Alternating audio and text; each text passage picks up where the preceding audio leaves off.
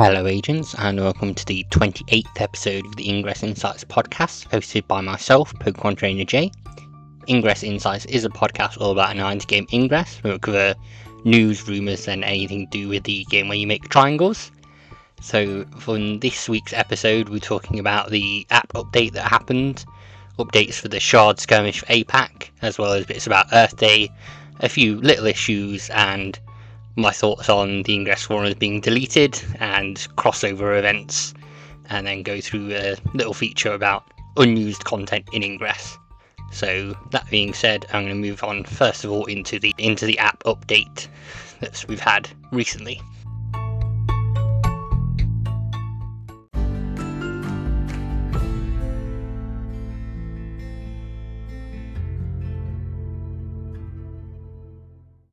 As expected, the Ingress team released the version 2.139.1 of the app onto the app and Play stores. In this, it changes the icon to the fancy gold icon for the Buried Memories Anomaly series. So it seems we'll be changing icons every season/series for Ingress, which is nice. And they noted that they fixed an issue causing irregular lag or latency when recharging portals. And I don't think that's deploy delay, as people say, but there is sometimes lag when that happens. I don't know if it's still an issue for people on that, or whether it's entirely fixed. They also updated the model for the Aegis Shield in the portal details. It makes it easier to differentiate from the existing portal shields. That wasn't announced in the update, but it is now in there. So if you haven't updated the app yet, I believe it's now forced. So you will need to update and have the fancy gold icon. Obviously on Android and iOS you can change it so you have a custom icon for the apps if you don't like the gold. I quite like it. I like that we're having different ones for each season, so I'm happy with that. I'm going to keep it as gold on my screen at least. And I'm going to move on now to the Buried Memories details, because we've had updates to the Shard Skirmish and the Naha Playbox, as well as just a reminder about the global op that's happening and where I am with that. The Buried Memories global op has now been running for a week as I'm recording this podcast, and it runs until the 6th of May 2024. I'm having quite good fun in doing it. I'm aiming for link badges as well whilst I'm doing that. So for myself, I've got 523 points at the moment for the Buried Memories score. I don't have the badge yet, obviously, because you need 1,000 to get that first of all. But it's Friday for me as I'm recording this, and I'll probably be going out on the weekend and getting lots of links and fields. Probably not with other agents, unfortunately, just by myself.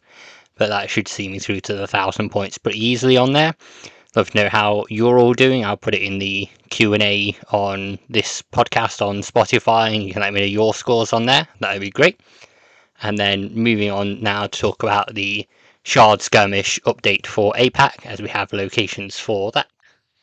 As a reminder, Shard Skirmishes are our replacement for Buried Memories for Shard Nights, so it means they can occur whenever. It doesn't have to be in the evening. And we've got the ones for the APAC Shard Skirmishes that are happening on April the 27th. One of these changed due to a conflict with another event, so you may see an outdated list, but this is the correct list at the moment. I'm just going to run through the locations of, and apologies if I pronounce anything incorrectly. Again, I should really study these before I go through these announcements. So we've got Wellington in New Zealand, Gold Coast in Australia, Newcastle in Australia, Hobart in Australia, Asahikawa, Japan, Akita, Japan, Matsue, Japan, Miyazaki, Japan, Goyang in South Korea. This is the one that replaced Gwangju due to an event conflict. Kaohsiung in Taiwan, Iloilo City in the Philippines, Makassar in Indonesia, Denpasar in Indonesia, Yogyakarta in Indonesia, Georgetown in Malaysia, Phuket in Thailand, Ho Chi Minh City in Vietnam, Da Nang in Vietnam, Kolkata in India, Bengaluru in India, Mumbai in India, Gal in Sri Lanka, Mal in the Maldives, Almaty in Kazakhstan, and Tashkent in Uzbekistan. So I have gone through in this podcast about Shard Skirmishes previously and what the details are on there. So if you want to go back and listen to the details of Shard Skirmishes, or you can read through the details in the Ingress news post, which I'll link to as well. But they all sound like they were pretty fun, and it helps contribute to your faction's final score. So if you are in or around those areas, or you can get to those areas without spending too much money, then I'd encourage you to go out and enjoy an in-person Ingress event. That'll be lots of fun. And then I'll move on now to talk about the Naha playbox. The first main XM anomaly for May for Buried Memories is happening in Naha on the 18th of May, and the Ingress team updated the intel map, which now shows the playbox for Naha. It's a huge playbox, so there's a high number of portals there, so there'll be a lot of players battling to try and control those portals for the anomaly on the 18th of May. As it's just an audio podcast, I can't show you, but I will provide a link to the intel map, and from there you can then look and see how the area is huge, as I said, and see how you feel about that if you are attending. Link to the Buried Memories Anomaly. The Ingress team on April the 17th released on their social media channels the 2024 Agent Biocard template. You can use these Adobe Illustrator files for designing your own biocard and sharing it. Many agents give these out at locations to other people. People will trade biocards with other players and collect them. And the Naha point of contacts have posed on the biocards to show how they could be used in the Ingress post. So if biocards are your thing, you can download the, as I said, Adobe Illustrator files, create your own biocard and get those printed to hand out to agents in person when you go to an event. It's something I didn't know was a thing when I went to the Brighton Echo Anomaly, and people were giving me cards with their agent name on, details, things like that. I was trading the back, loaded out cards and what other character cards I had, because I had loads of them. So they got those in exchange. I might print myself out a Ingress biocard using this template. I don't know what I'd put on it at the moment, but I will have a think and see if I want to get one printed, and then hand those out to people at the next live event I attend. Another event that should be happening now as you're listening to this, because it started on Friday 19th of April 4 p.m. UTC, is the Ingress Earth Day event. So they wrote on their blog on the 15th of April, Agents, Earth Day is a day to reflect on the importance of our planet and the need to protect it. It is also a day to celebrate the progress that has been made in environmental protection and to renew our commitment to creating a more sustainable future. For Earth Day 2024, starting Friday 19th April 4 p.m. UTC through Tuesday 23rd April 4 p.m. UTC, agents will be able to earn double XM from recycling. The Earth Day 2022 medal bundle 2500 CMU will again be available in the Ingress store. Use your creativity and insight heightened, or they say heightened, I think they mean heightened, buy XM in investing in our planet. Share your Earth Day initiatives with us publicly during the event period using the hashtags hashtag Ingress, hashtag Ingress Earth Day. This is a medal that's been in the store before. We didn't have one for 2023, this one from 2 years ago now. So Ingress is doing their Earth Day thing and recycling a medal, I suppose. Don't think the earning double XM from recycling is that great. Saying this as a person who generally has 200 or so hypercubes all times, so I don't struggle for XM. It's all on the ground and there. I think they could have done something better. In previous Earth Days we've had kinetic capsule recipes to turn things into smaller things. I think we had the level 8 ones into level 4, level 1 items even, and I don't know, it feels a bit of an afterthought, like, oh, Pokemon Go and the other Niantic games have announced their Earth Day event, quick, cobbles them together, here you go, double XM from recycling. So I think this is a bit of a non-event thing to me, because I've already got the medal, but again, happy to hear if others think differently. And I'll move on to our next part. For this section, I just want to talk about something that happened on the 16th of April. The Ingress team acknowledged that they were aware actions for bounties were not counting. So if you had the drone hack portal, you did that, it wouldn't actually count on your bounties tasks. And they did get it pretty quickly resolved in under an hour after they were aware of it. This does, however, raise some questions on why that happened. So in other games, there are tasks, daily task systems, and monthly task systems even. And in Pokemon Go, another Niantic game, there are special tasks that you get each season, and even paid special tasks that give you special rewards. So I'm wondering myself whether this is something building towards that, whether we'll see paid special bounties in future that you have to pay £5 ticket for, and this is the start of it, or whether we get them per season. So say a Buried Memories special bounty task to do certain things and certain actions within that time that then move it towards your faction. So similar to the global ops, but they're listed in your bounties tasks. As it's a small issue and it was pretty quickly resolved, but I do wonder why it happened myself. Usually when I have like Wayfarer related news to share, I'll say that it's Ingress adjacent. However, I think this update kind of toes the line between Ingress and Wayfarer. So it was shared that people had seen their VPS scanned portals change from fair, which will not activate overclock on a portal, to good, which will activate overclock on a portal in the last 48 hours or so. And these have been some previous scans that have been done as well. Myself, I've seen 3 of my local ones change that were fair rated, have now changed to good. So they should be overclock portals at the next sync time. And obviously the other games could use them to do whatever AR VPS experiences they want to do. The main bit for Ingress agents, of course, is having them being overclockable, if that's a word, and then being able to get loads of items from them at a time. So if you have done scans and is not activated, just check your Ingress app at the next sync, or if you have an 8th Wall or Lightship account, you can check on the Wayfarer app, which, just as a reminder, it will be depreciated at some point, so check it whilst you can if you do have access to it. Now I want to talk about the Ingress community forums. As you may know, they've now been deleted entirely, so that was the decision of the Ingress team to suggest to agents to use r/ingress on Reddit instead. If you visit the community.ingress.com link now, you get redirected to a Niantic support help page called Connect with Ingress. They list that you can connect with the Ingress team on Telegram and Facebook. They are missing things like Threads, Twitter, Instagram on there.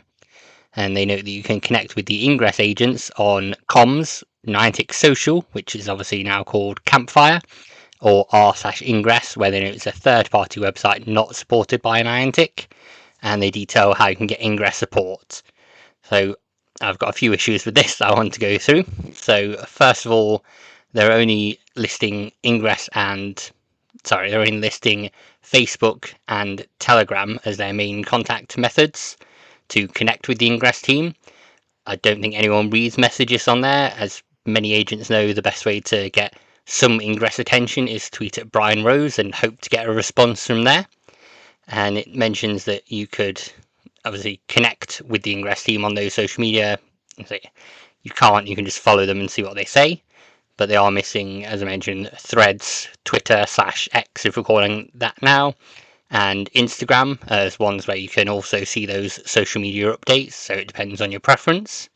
In Connect with the Ingress agents on comms, you can obviously send a message in comms to chat with people on there. It's not the most reliable, it's not secure either, because everyone can see the message that you've sent within a certain radius. So I don't think that's a great way of connecting with Ingress agents, personally. My main 2 gripes on here are that they said, obviously, say to go to r/ingress, where they've not yet interacted with the community since the change. And they also note to go to Niantic Social.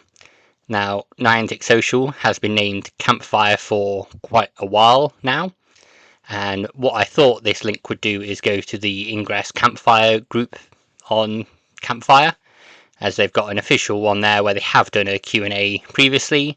It's probably pretty unmoderated due to all the Pokemon Go spam that I see in there, but it's at least the official group, so you could go there and chat with Ingress agents in an official Ingress Niantic space, if that makes sense.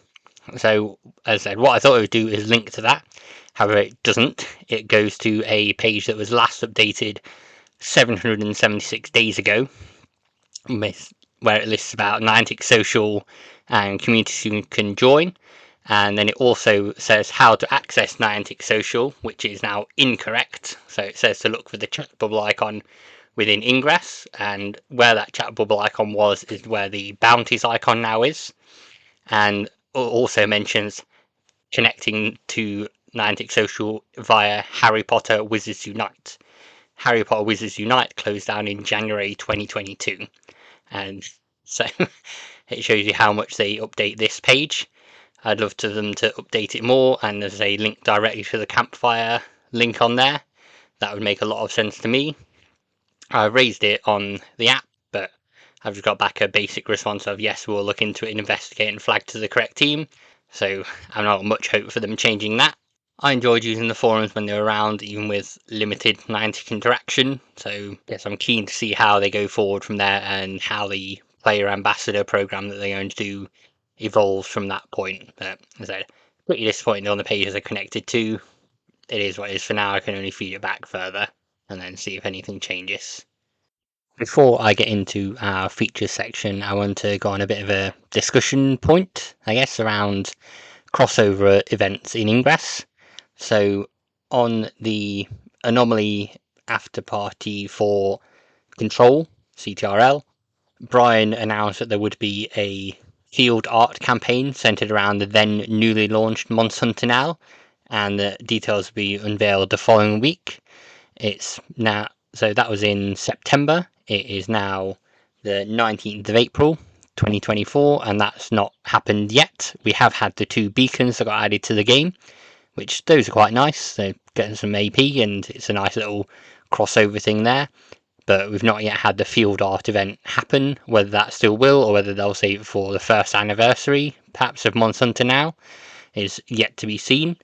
But I want to also include in that a discussion about crossover events as mentioned. For Ingress, there was the crossover event in Pokemon Go when Ingress Prime launched to give Pokemon t-shirts that had the Ingress logo on for Enlightened, the main Ingress app logo, and the Resistance, as well as Pokemon that could be available as shinies in green and blue for the faction colours. But then that was really about it. I don't know whether that got Pokemon Go people playing Ingress Prime, because that was the main goal. But I think we'd probably benefit in Ingress from a few other little crossover events. So things like having the Monster Hunter Now field art event would be good. And Niantic seemed keen to push Peridot, which is the other wholly owned IP that they have. And Peridot had the Monster Hunter Now paintball icon added to it when Monster Hunter Now launched. That was their thing. But I'm surprised we've not had anything in Ingress to push Peridot somehow, whether that be beacons, a special item, an event, so you got extra AP for making certain fields or things like that. But I don't know what more we could do for crossover events in Ingress. I think it'd be good to have some cross-pollination of players. Personally, I play all the Niantic games, so the only one I don't play, as we know I've just mentioned it, is Peridot, because there's a bit of a dull cycle for me on there personally. But some people seem to really enjoy that. I enjoy doing Pikmin, where I walk and set flowers off, and that can be planting and busy in the background whilst I play Ingress on my main screen and make fields and links and capture things on there. I'd love to know other people's thoughts for what a crossover event could be, whether that's a crossover event promoting Ingress in another game, or a crossover event in Ingress promoting Monster Hunter Now, Pikmin Bloom, or whatever the next Niantic title is. I'd love to hear people's thoughts on that.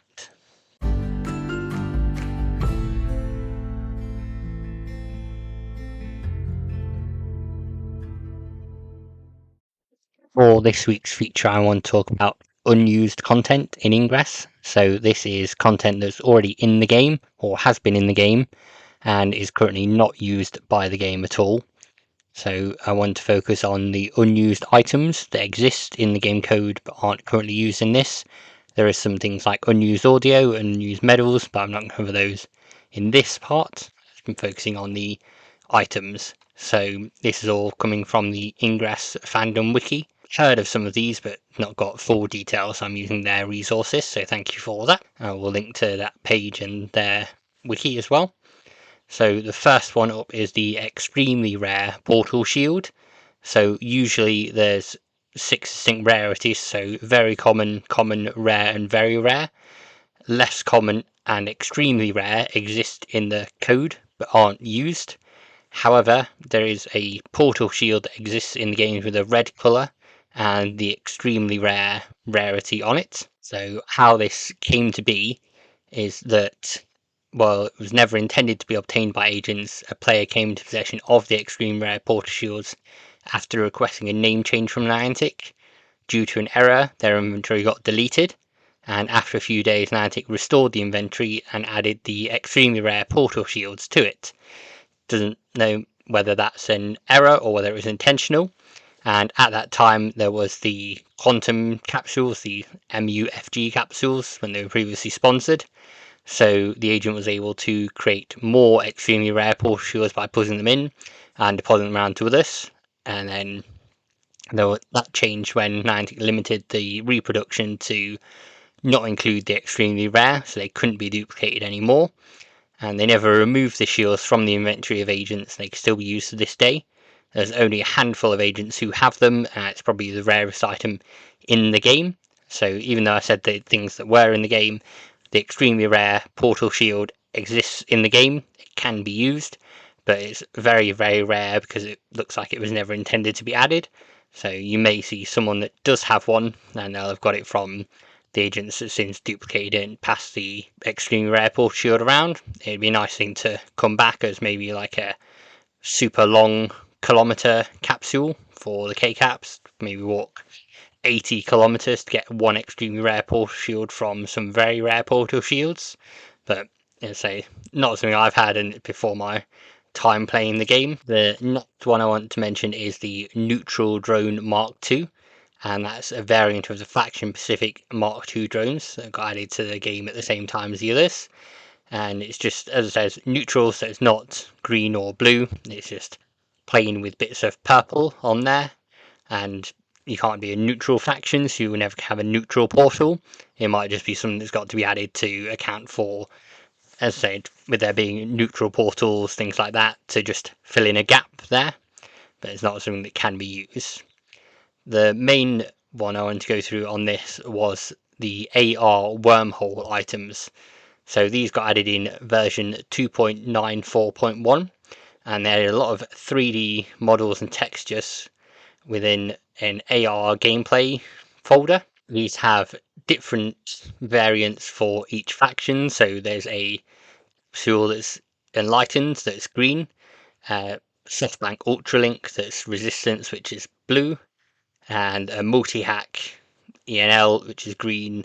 Looks like a weird robot dog. Multi-hack res, it reminds me a bit of things in Portal, if I'm honest, but it's not something that's currently used. However, with Ingress pushing things like overclock and AR in the games, and mentioning scanner crates, which seem to have disappeared off, maybe it may be something that comes back in future, but I don't know how people would feel about seeing all the things in AR and how that would be helpful for Ingress. But I did want to mention it on here, as when the Ingress website got updated, they use some of these models in the background, so they don't display on the site on the spinner thing that shows the items, but they are there. If you replace some of the code on the website, you could pull them forward and show them on the site. So they're clearly still thinking about using them. They've got them stored away somewhere, so I don't know whether they'll use them at some point, and I don't know how they'll be used, but I'll link to this page as I mentioned, and then love to hear your thoughts on it whilst I go off and get everything wrapped up.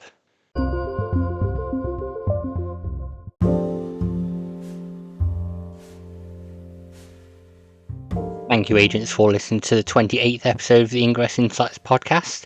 If you enjoyed this episode or the podcast overall, you can rate us on the podcast service of your choice. Things like podcasts on Apple and Spotify have ratings that you can give to podcasts. Some podcast services have ratings you can give to single episodes if you prefer one over the other. And it also helps visibility of the podcast if you do the Q&As and the polls that come up on each episode. We also have a link to take listener messages that I can play in the show. So if there's a particular gripe or complaint or praise that you want to give to the Ingress team, then you can do that via the voice messages option on Spotify, which is right down at the bottom of our usual links. And next time will be our final episode of April, and we'll be starting the final throes of the global op and looking towards the shard skirmishes and main XM anomalies on the ground. So hopefully there'll be more to cover on that. So have a great Sunday, agents, and happy hacking.